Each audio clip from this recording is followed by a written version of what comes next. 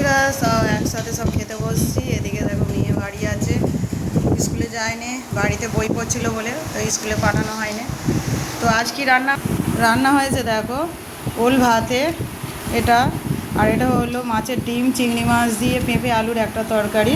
আর এদিকে দেখো ঝিঙে আলু মাছ দিয়ে ঝোল। তো মাকে দিয়েছি, মা খাচ্ছে। আর এদিকে সীতমাও খেতে বসছে। সীতমা হচ্ছে মাছের মাথা খায়, তাই ওকে মাছের মাথা দিয়েছি।